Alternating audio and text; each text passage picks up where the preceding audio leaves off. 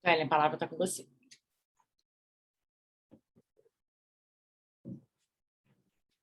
Calma aí, um minuto só. Tá aparecendo para vocês, né?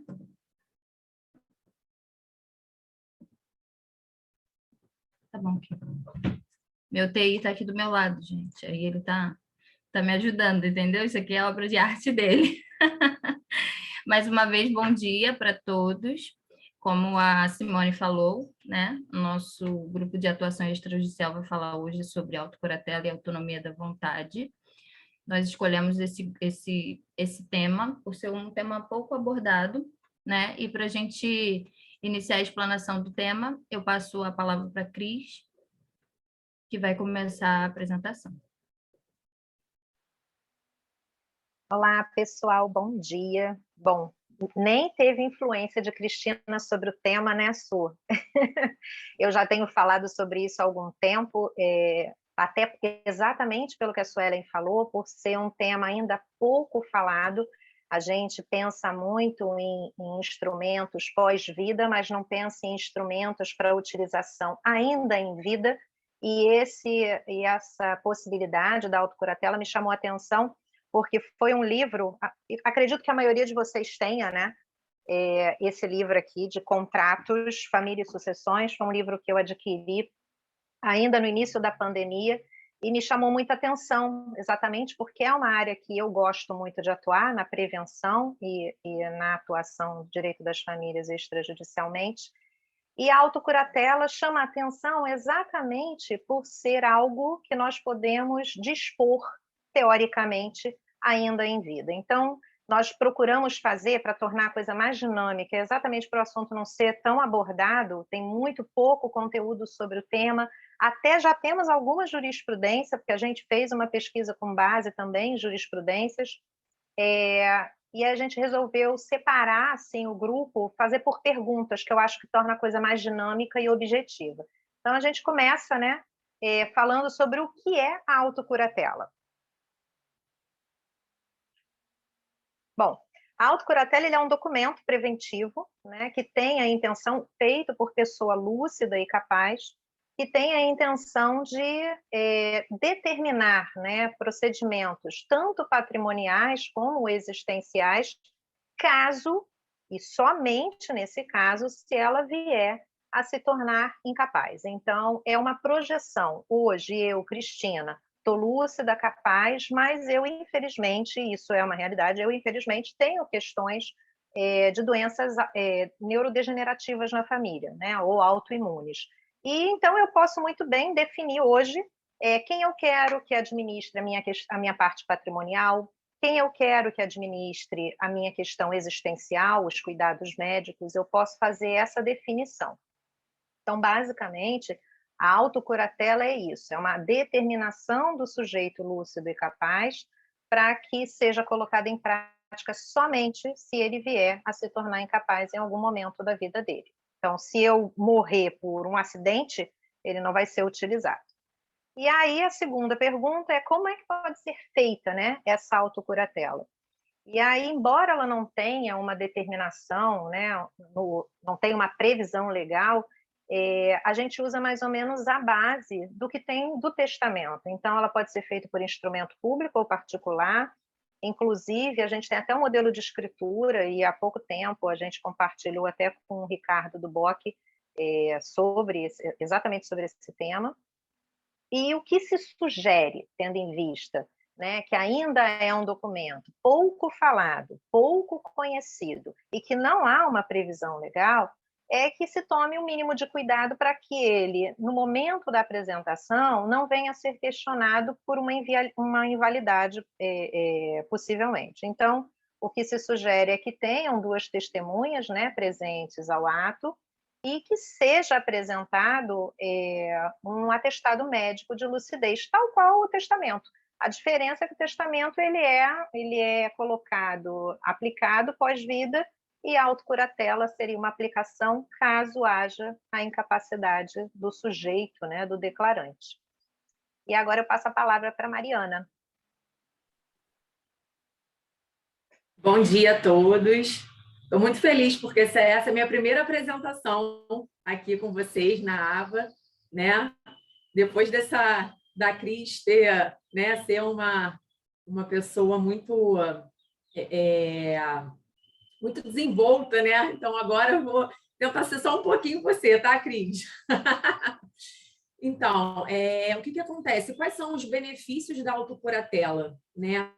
A autocuratela, na verdade, ela é uma forma até de minimizar os conflitos familiares, principalmente por conta da questão patrimonial, né? Que a gente sabe que quando acontece até divórcios, enfim, qualquer tipo de né, falecimentos na família, sempre tem a discussão por conta dos bens, né? E ela é uma proteção, na verdade, né? A ser utilizada quando a pessoa estiver em situação que não responda por ela, né? Então, assim, a autocuratela é uma vontade da pessoa enquanto ela for lúcida, enquanto ela for viva, enquanto ela for capaz, né? E, principalmente, fazer valer o desejo, né, do indivíduo naquele momento, enquanto ele for lúcido. E ela não é um assunto sobre o fim da vida, né? Mas sim sobre a própria vida. É sobre como você gostaria de ser cuidado e quem você gostaria que cuidasse de você, né? Dos seus assuntos patrimoniais, financeiros, existenciais. E é isso. Agora a gente vai passar para a quarta pergunta. O que pode e deve constar na autocuratela? Na autocuratela, é possível constar quem vai tratar dos assuntos médicos, dos assuntos patrimoniais, de acordo com as escolhas pessoais de vida do declarante, né? Tais como crenças religiosas ou princípios éticos. Então, o representante que está ali, né, representando o declarante, o indivíduo, ele vai agir dentro do que foi previamente definido, né, de acordo com a escolha do declarante. Bom, e agora eu vou passar a palavra para a Ricélia. Olá, gente. Bom dia. Nós vamos falar agora sobre os pressupostos de validade da autocuratela, que é um negócio jurídico atípico, então é uma ferramenta que possibilita autonomia aos litigantes para evitar um conflito no final.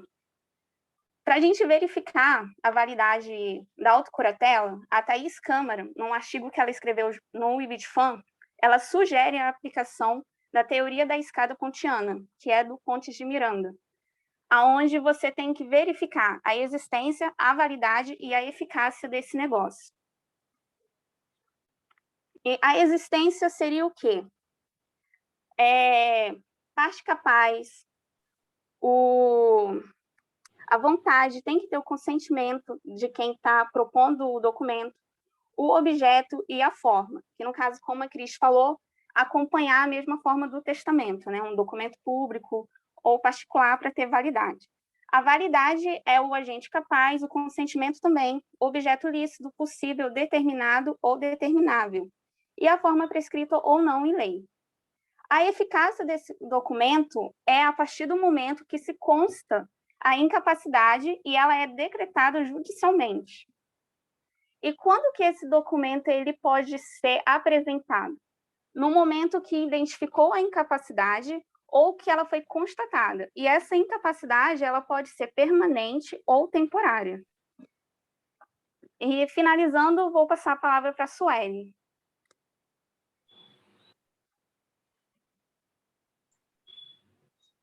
Bom, eu fiquei com a parte, né, para falar sobre os entraves da autocuratela. Como é um documento pouco conhecido e praticado, e ainda sem previsão legal, assim como a Cris falou, né, no nosso ordenamento jurídico brasileiro, embora tenha a súmula do IBDFAN e também jurisprudências, encontramos algumas questões que podem ser consideradas como obstáculo para esse instrumento de proteção futura. E o primeiro entrave que nós encontramos é o desconhecimento sobre o instrumento, né? Desconhecimento da sociedade, dos advogados e do próprio judiciário. as pessoas, nós sabemos que elas não têm muito conhecimento, né, sobre o direito em geral e principalmente sobre a atuação extrajudicial, né? Então, cabe a nós, advogados, através de muito estudo, por isso que a gente também colocou desconhecimento dos advogados, porque tem muitos advogados que desconhecem esses instrumentos, então cabe a nós, advogados, nos aprofundarmos nesse assunto para que a gente possa fazer o que nós estamos fazendo aqui, né? Que é disseminar esses conhecimentos para as outras pessoas, para que elas possam ter ciência dos diversos instrumentos que possam ajudar as pessoas, né? E também colocamos aqui como um desconhecimento do próprio judiciário, né? Como a Cris falou, é um instrumento pouco conhecido, então tem poucas jurisprudências, então o próprio judiciário ainda está recebendo e ainda está conhecendo esse tipo de instrumento. Então, eles mesmos desconhecem e precisam se aprofundar também no tema conforme for chegando até o judiciário, né? O outro entrave que nós entendemos, né, outro obstáculo para a autocuratela, é a necessidade da intervenção do judiciário, né? Assim como acontece no testamento, a autocuratela também precisa ser levada ao judiciário. Nesse caso, através do processo de curatela. O instrumento de autocuratela, ele é utilizado como prova, né? Porque às vezes a gente pode imaginar que a gente vai fazer um instrumento de autocuratela, abrir um processo e pronto, ele vai passar a valer dali, mas não. Ele é utilizado como prova dentro de um processo de curatela, então ele acaba sendo equivalente às demais provas documentais, né? Que tem ali naquele processo. E com isso, a gente não quer dizer que esse documento de autocuratela ele seja ineficaz ou inválido, né? A autonomia da vontade da pessoa, ela vai ser levada em consideração, mas ela não prevalece em processo de curatela se houver provas de algum tipo de coação ou se for verificado que o curador indicado não tem capacidade para tal. Foi como o Cris falou, né?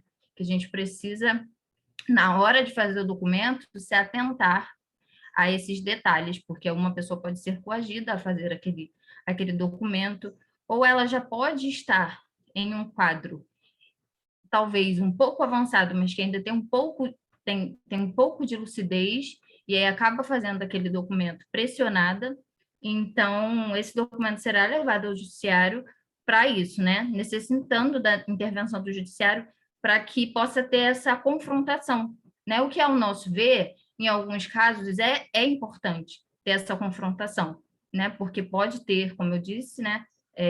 Coação, ou a pessoa já está num estágio de demência inicial, ou mal de Parkinson e outras doenças. Foi o que aconteceu nesse caso, né? Eu coloquei o número do processo. Esse aqui é o processo inicial, né? O processo de curatela. A filha entrou solicitando a interdição do pai, só que o pai havia feito um documento, né, de autocuratela, dando essa responsabilidade para o advogado dele. Mas o que acontece?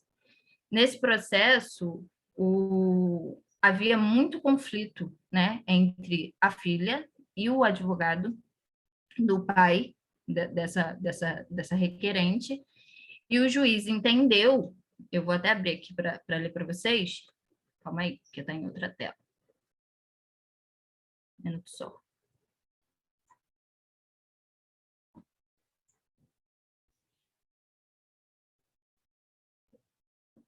Aqui, ó, no caso em tela, a nomeação do curador dativo, porque o juiz entendeu por nomear um curador dativo, por quê? Porque existia muito conflito entre a filha, né, e o advogado que esse requerido deixou a documentação de autocuratela. Por isso que a gente fala da importância de ser levada ao judiciário, porque a autonomia da vontade, ela é levada em consideração? Sim, ela é levada em consideração. Mas pode ter alguns casos que o juiz entenda que isso não vai vincular, né, a decisão do juiz. Pode ser que, às vezes, ele entenda que aquela pessoa que eu escolhi, por exemplo, ela não vai me dar os cuidados necessários, né? Ou, nesse caso aqui, tinha tantos conflitos que isso atrapalhava no cuidado com o requerido, né? E aí tem uma parte que diz assim, ó, no caso em tela, a nomeação de curador dativo é medida que se impõe de forma a evitar que a animosidade existente entre os envolvidos seja obstáculo ao bem-estar do requerido e proteção de seus interesses, registrando-se que a nomeação de curador provisório dativo foi mantida pela superior instância.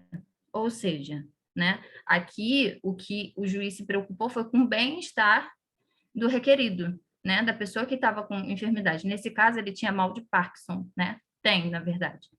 Então, é um processo de 2018.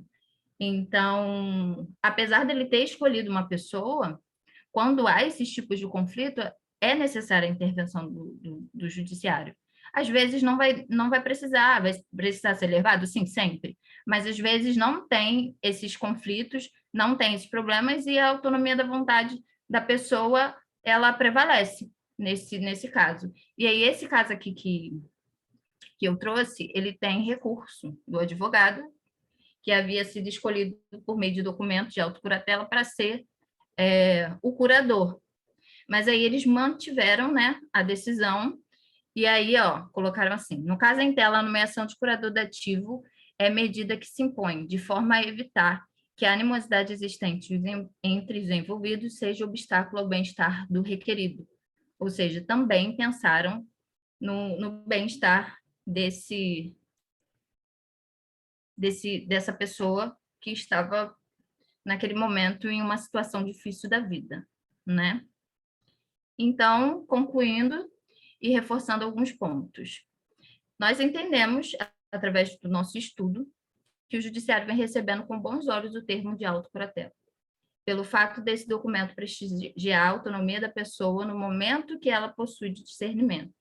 Nós temos pouquíssimas jurisprudências, mas o que nós podemos verificar é que o judiciário tem sim recebido com bons olhos, mas que há essa intervenção que eu disse anteriormente, né? Em alguns casos não vai ter essa intervenção, porque não há conflitos, como eu disse, mas em alguns casos será necessário para o bem-estar do curatelado mesmo. A autocuratela é um documento válido e eficaz, a gente quer confirmar isso aqui. Ele é válido e eficaz, pois a pessoa estando em suas plenas faculdades mentais pode escolher, utilizando-se da sua autonomia da vontade, quem melhor pode cuidar da sua saúde e do seu patrimônio. Pessoa essa que irá promover o seu bem-estar em um momento difícil da vida, que é o principal. A pessoa está num momento difícil da vida e ela precisa de alguém que cuide tanto da sua saúde como do seu patrimônio. E nós encerramos aqui, e eu quero agradecer, né, as meninas da comissão, do grupo, né, de estudos, por toda a parceria, todo mundo fez um trabalho excelente, né, e eu quero agradecer também à comissão pela oportunidade, né, de adquirir conhecimento, a gente adquire conhecimento o tempo todo, e repassa também esse conhecimento. E agradeço também a confiança por terem me escolhido como coordenadora desse grupo este ano. Obrigada. Suelen, eu acho assim tão interessante. Eu vou encerrar aqui a gravação